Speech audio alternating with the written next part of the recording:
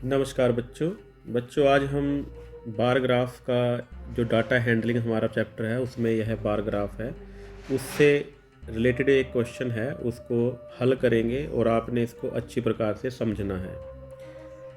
यहाँ आपको एक बार ग्राफ दिखाया गया है।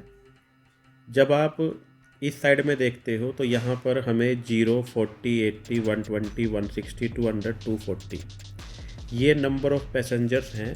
तो यह जो हमारा बार ग्राफ है यह ट्रेन से रिलेटेड है, यह रेलवे स्टेशन का है और यह हमें बताता है कि पैसेंजर्स के बारे में। और नीचे यहाँ पर इस तरफ टाइम लिखा हुआ है 6 AM, 9 AM, 12 नून, 3 PM और 6 PM। तो अब आपने इस ग्राफ को ध्यान से देखना है और समझना है कि हमें इस ग्राफ में क्या बताना है। अगर हम पहले यहाँ देखें कि यहाँ पर यह जो पैसेंजर वाले नंबर्स लिखे हुए हैं इस साइड में 0 से 40, 40 से 80, फिर 120, 160, 200 और 240 है। फिर हम टाइम की बात करते हैं 6 AM। तो यहाँ पर यह जो लाइन है, यह जो ग्राफ है, ये यहाँ तक बनी हुई है। तो अब हमें यह इसका हाफ है 80 और 120 के बीच का। तो यहाँ पर क्या है, 80 और 120 के बीच में 40 बनते हैं और लिखा हुआ भी है कि जब हम एक इसको यूनिट को लेंगे तो वह 40 पैसेंजर्स के इक्वल है। तो यहाँ से लेकर यहाँ तक ये 1 यूनिट है, यहाँ से लेकर यहाँ तक 1 यूनिट बना और उसका हाफ जब करेंगे तो ये इसका हाफ है। तो 1 unit is equal to 40 passenger है और 40 पैसेंजर्स का जब हम हाफ करेंगे तो वह 20 के इक्वल आ जाएगा। तो यानी कि अगर हम 6 AM पे देखते हैं तो 80 + 20 यहाँ पर यह 100 पैसेंजर्स के इक्वल है। ऐसे ही 9 AM, अब तो आप इसे ईजिली बता पाओगे क्योंकि यह 200 के इक्वल है। इस प्रकार हम ग्राफ को रीड करते हैं। जब हम 12 नून देखते हैं टाइम, तो यह ग्राफ यहाँ तक है और अगर हम इसके साथ साथ बाहर आते हैं तो यह 160 और 200 के बीच में है। तो 160 और 200 के बीच में यह 40 बनेंगे और 160 + 20 क्योंकि इसका हाफ 20 बन जाएगा, हमने पहले भी बताया है। ये 160 और 20 यह 180 के इक्वल हो जाएगा। ऐसे ही अब टाइम कितना है, 3 PM है और 3 PM में यह भी हाफ के इक्वल है और इसके साथ साथ हम यहाँ बाहर तक आएंगे। 120 में 20 और ऐड कर देंगे तो यह 140 के इक्वल बन जाएगा। लास्ट में टाइम है 6 PM और 6 PM में जब हम जाते हैं तो ये बिल्कुल पूरी लाइन के इक्वल है। तो यहाँ पर 240 के इक्वल आ जाएगा।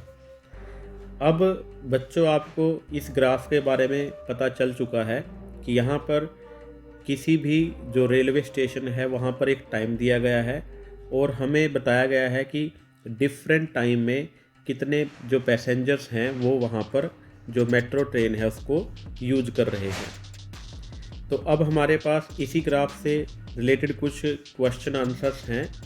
आपने इनको ध्यानपूर्वक पढ़ना है, फिर ग्राफ को देखना है कि हमें ग्राफ में क्या बताया गया है और फिर हम ईजिली इन जो क्वेश्चन हैं इनके आंसर्स दे पाएंगे।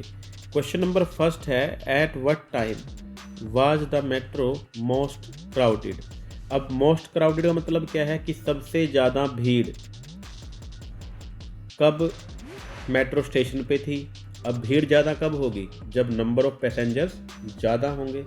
और जब हम नंबर ऑफ़ पैसेंजर्स की बात करते हैं तो ज़्यादा कितने बजे हैं, 6 AM देखते हैं तो ओनली 100 पैसेंजर्स हैं, 9 AM पर 200 हैं, 12 नून पर 180 हैं और 3 PM पर 140 और 6 PM पर 240 हैं। तो सबसे ज़्यादा क्राउडेड कब है, वह है हमारा टाइम 6 PM, शाम को 6 बजे सबसे ज़्यादा क्राउडेड है। तो ये 6 PM हमारा आंसर आ जाएगा। ये आपने ईजिली पता कर लिया। अब हम जो हमारा क्वेश्चन नंबर सेकंड है उसको देखते हैं।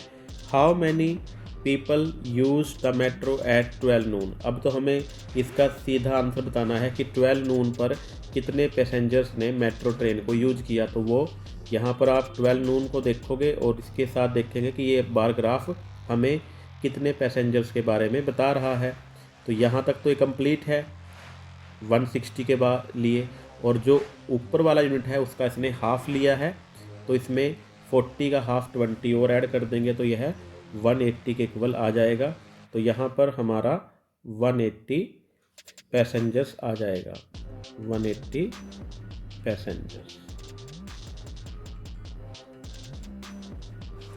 अब हमारा लास्ट है व्हाट वाज द डिफरेंस। हमें डिफरेंस निकालना है between the number of passengers at 3 PM, 3 PM and 6 PM। हमें 3 PM और 6 PM के बीच में जो पैसेंजर हैं दो टाइम पे, एक हमें 3 PM टाइम लेना है और एक हमें 6 PM का टाइम लेना है।